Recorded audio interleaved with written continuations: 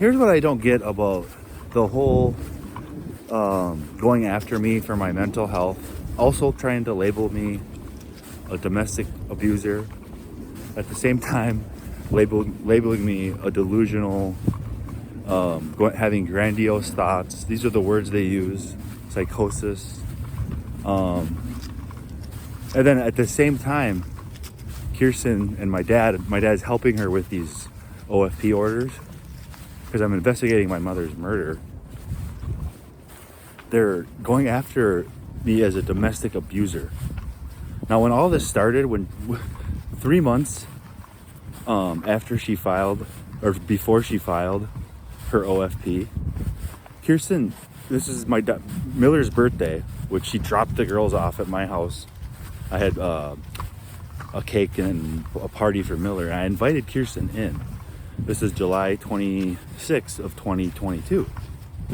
3 months before she filed this order, out of nowhere. And because 2 days before she came, she sent me a video of her at a gun range shooting guns. Like, and again, Kirsten would not talk to me our entire relationship through text messages. She would only talk to my dad. So all of our marital communication was between my dad, Tim Comboy, a principal at a high school who acts like one, and goes behind a husband's back and talks to his wife. Again, which I begged him to block Kirsten's number repeatedly. My mom, before she was murdered, begged my dad to block Kirsten's number. His own wife, and he refused to do it. He literally said, I'm not doing that. I'll never block her number. Because they're having an affair together. Okay? But she sends me this gun video at the gun range, and I sent it to my dad and my sister. I saved it in this special file on my daughter's iPad. So Kirsten couldn't, because again, she's crazy. She logged into my iCloud account, deleted a whole bunch of text messages that incriminate her before all this happened. So 3 months after this gun video, and let me rewind back, 2 days after the gun video, all the girls walk in with Kirsten. I invited her in. And Madison goes, yeah, Dad, Mommy uses your head as target practice. At the gun range. Yeah, Kirsten said something about like killing me. I'm like crazy stuff.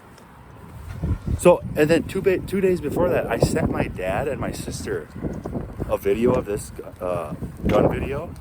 So there'd be like a record of it. My dad said, he replied, who cares? Like they were planning, because again, I'm investigating my mother's murder, right before, as this is all happening. From like March 2022, I started asking questions. Okay, not a lot. Okay, but I was very suspicious because my mom just had told me, I feel like I'm being poisoned, my body is burning. Her body was completely in like rigor mortis state 2 weeks before she died. Okay, so Kirsten then 3 months after that, on 9/11 2022, her and my dad filed this OFP. Now it goes on to list stuff concerning my mental health, how I'm having delusions. It used my hockey career against me. I went and requested the order from the court. I had to go print it off. I'm gonna be posting it on my website. Like they're using my professional hockey career against me because I fought a lot. I got suspended a lot. I was a rough and tough player. Okay. Again, that was my employment. I was paid to do that. Like many hockey players, enforcers, like guys like David Bugard, who have severe head concussion problems. I never had that problem. My brain, once they scanned it at Regions Hospital, very healthy. They said I have an anomaly. I'm an anomaly. Okay, proving my brain's not unhealthy. Okay, but they're using, if you read this OFP order, the stuff Kirsten is saying on there, it's like a high school girl. Now again, all marital communication, basically our entire marriage, went between her and Dr. Timothy Thomas Comboy over everything. Like whenever she got mad at me or wanted to tell him, she would go to my dad. They planned stuff together. My dad invited, no, she's living with her parents since November, before COVID started, November 2019. My dad invited her on our family trip to Florida and Disney that we planned with my mom right before she died. And Kirsten used my mom's Delta plane ticket and Disney ticket. Like, that's how sick it was. Okay, so she's coming on vacations with us, with me and the girls, while living with her parents. Now after that, I'm working at Thomson Reuters as a trade show coordinator at this time. Okay, my last day there was January 5th, 2022. So I got to go to a lot of cool places, fly to cool places, and set up these trade shows and help run them. And one of them was in Las Vegas. Okay. And I did not want to invite Kirsten. I was just gonna go by myself. I had this like penthouse suite, and my dad is begging me to invite Kirsten. Like, he's texting with her and they're talking to each other. Okay. So it ended up like, I finally caved, which I shouldn't have. And we go on this nice vacation together, and she's like, with our girls, and she snaps during this vacation. No matter what I did, and I'm working a trade show at this time, so I can't help her too much with the girls. I can't bring her, hey girls, you want to come run this trade show with me? A bunch of little like babies and young girls. Okay. So Kirsten was like stressed out at the hotel, at a penthouse in Las Vegas, paid for by Thomson Reuters. They freaking paid for her flights, my kids' flights, in our hotel. And she was just like so rude and like honestly psychotic during this thing. So I went for a walk or a skateboard one night around Vegas, and I came back, and I just wanted to be honest with her. I was like, Kirsten, and I think I had a little bit too much to drink. I told her that I'll always have one true love, and that was my high school sweetheart, Carissa Nassau. Hey, I'm not trying to bring her into this, but again, I will always have and that's what I told her. Like, I'll always truly love her, but I can't keep doing this. Again, she's living with her parents at this time, coming on vacations with us. Okay, with me and the girls. Florida, Las Vegas, Wisconsin Dells, Great Wolf Lodge. So as we get back from this Las Vegas vacation, Kirsten and me, she wanted to go to Target. Again, she's living with her parents at this time in 2021. And we all went in there, the girls, okay, and Kirsten, and she was pouting because I wasn't picking out organic food, the right food. So I was so sick of her like snapping at me in Target. I took all four girls, let's go check out. Let your mom go do her shopping. She sends me these text messages. Me and the girls had just checked out. I did it all by myself with the girls, like I always did. I was like they're a single parent. And we're sitting in the van, and Kirsten starts sending me these texts that she started threatening me to Venmo her money, or she's gonna tell my dad for the groceries she wanted for the girls at her parents' house. And I'm just like, she's unemployed at this time, barely makes any, she was just about to get a job at this hospital. And I'm just like, whatever. And I sent her the money. But if you go read this OFP, read how she writes it, and just see how fabricated it is. And I can't believe the judges didn't catch this. Because on one page of this OFP, I highlighted it, I'm gonna post it tonight.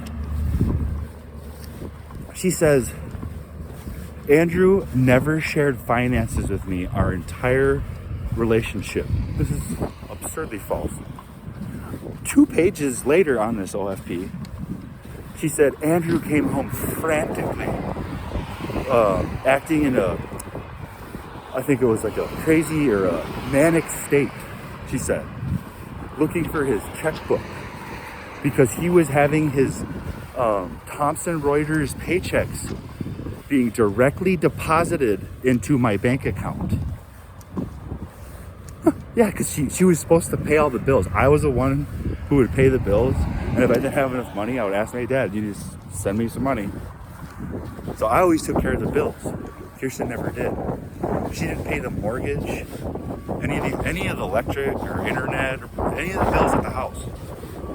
With my money. That was the whole purpose of it. It wasn't that I was buying drugs with it. And she was complaining about me not sharing money with her. So I said, fuck, I will deposit my paychecks into your account if this will make you a nicer person.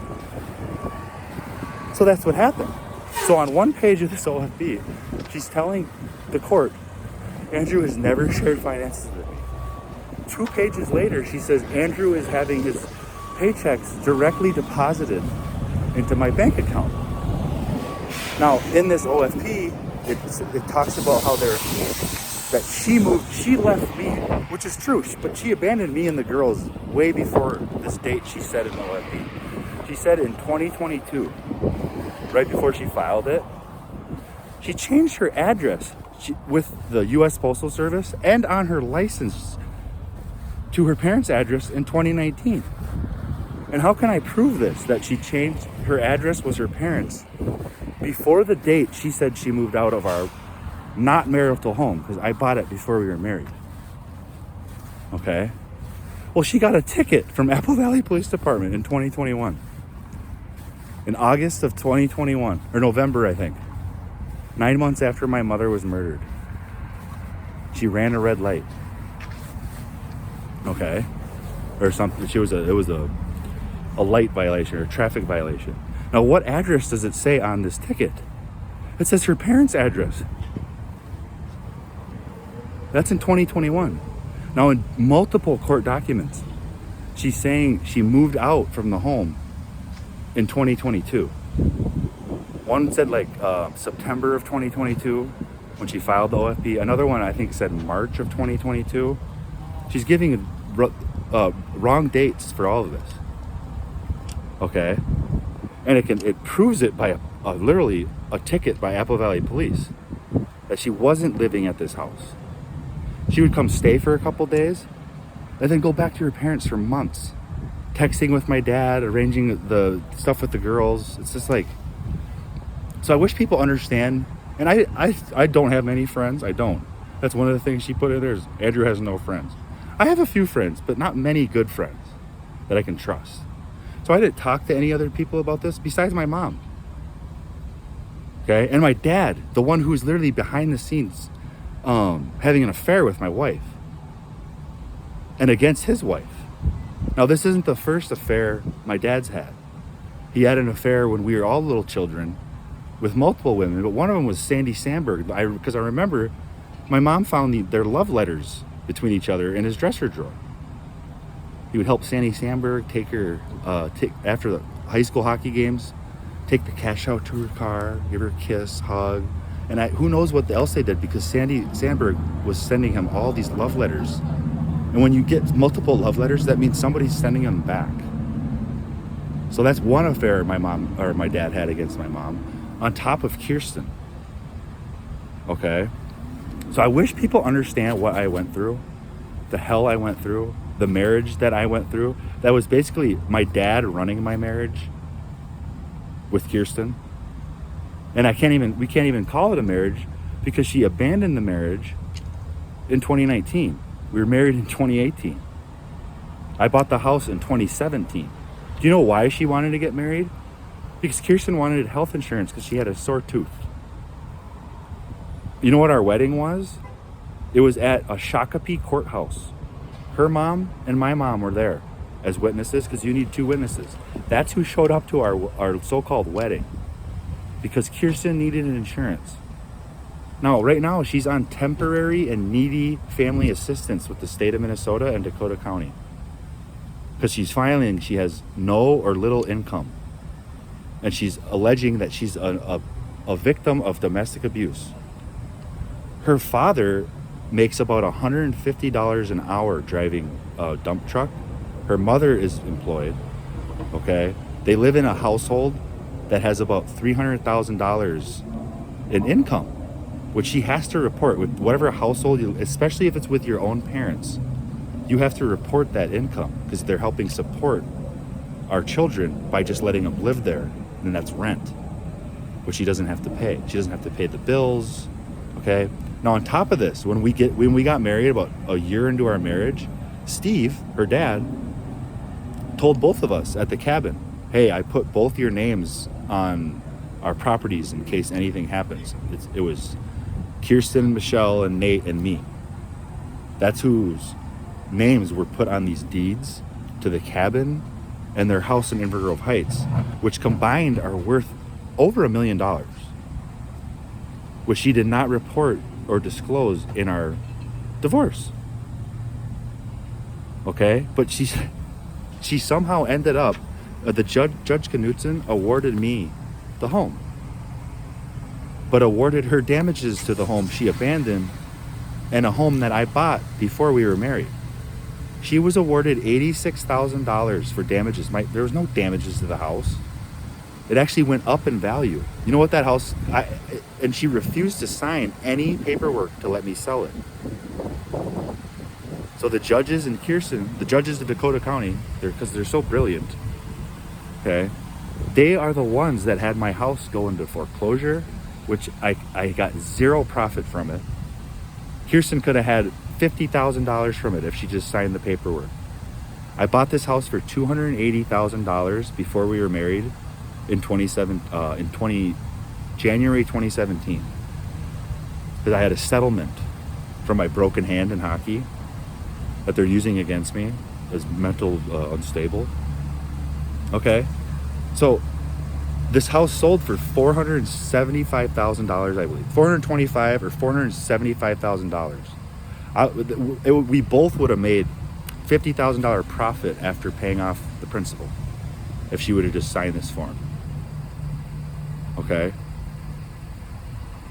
but somehow she's awarded $86,000. I was awarded her lawyer's fees for $15,000 and another $15,000 for who knows what. So right now I owe Kirsten